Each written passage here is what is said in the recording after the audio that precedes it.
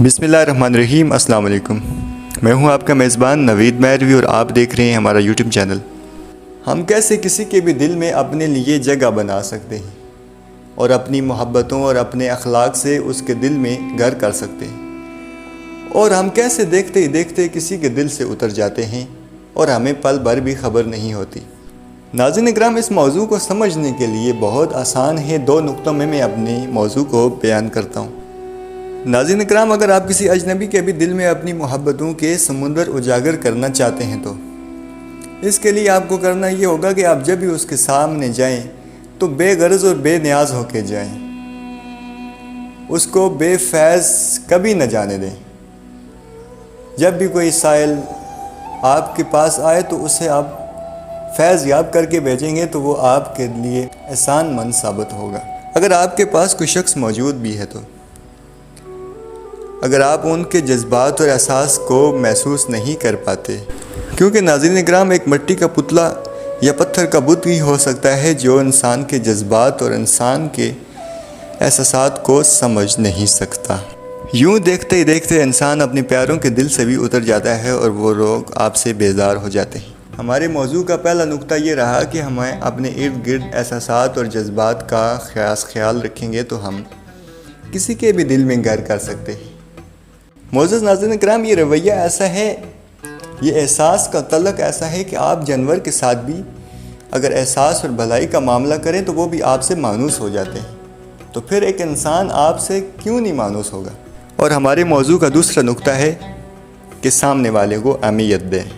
अगर कोई बंदा आपके सामने कोई बात बयान करना चाह रहा है या बयान कर रहा है, आप उनका मौक़िफ़ तहम्मुल मिजाजी से और इत्मीनान से सुने, जिसकी वजह से आप फ़ौरन से उसके दिल में घर कर सकते हैं। इसके बरक्स अगर कोई आपको बात बता रहा है या बताना चाहता है और आप उसकी बात पे तवज्जो नहीं करते तो वो दोबारा ज़िंदगी में कभी भी कोई बात बताना गवारा नहीं करेगा। यूँ देखते ही देखते इंसान उसके दिल से उतर जाता है। अगर कोई बरसों से आपके साथ रह रहा है, अगर उसमें कोई अच्छाई नज़र आए तो बिला खौफ व झिझक उसकी तारीफ़ करते रहा करें, और कोई बुराई नज़र आ भी जाए तो उसको पर्दा डालकर आगे निकल जाने का हौसला हमेशा अपने मिजाज में बर्पा किया रखा करें, जिसकी वजह से इंसान छोटे मोटे नोक झोंक और छोटे मोटे इख्तलाफ से बचे रहता है और इंसान रिश्ते में मजबूती से मजबूत तर होता रहता है। हमारे मौजू का आखिरी नुक्ता, अदब पहला करीना है मोहब्बत के करीनों में। आप हमेशा सामने वाले को अदब से बुलाएं, कभी तू तड़ाक से ना बुलाया करें, जिसकी वजह से इंसान की इज़्ज़त नफ्स कभी भी पामाली के दर्जों पे नहीं जाती।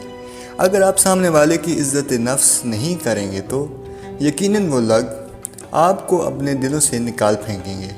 आपने अक्सर अपनी ज़िंदगी में देखा होगा, अगर कोई फूल का दरख्त लगा हो, वो बज़ाहिर आपको दिख ना रहा हो, वो आपकी नज़रों से ओझल हो, लेकिन उसकी महक आपको अपनी तरफ मुतवज्जो करने पे मजबूर कर देती है।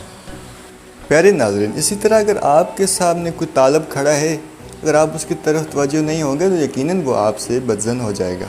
जैसे कि एक परिंदे का एक एक तिनका जोड़कर एक आशियाना बनाने की मानद अगर आपको हमारी हर फिराज यानी कि हमारी काविश पसंद है और इससे आपको ज़ाहरी व बातनी ज़िंदगी में कुछ सीखने को मिलता है, तो आपसे रिक्वेस्ट है कि हमारे चैनल सूफ़ी बैठक को सब्सक्राइब कर लें।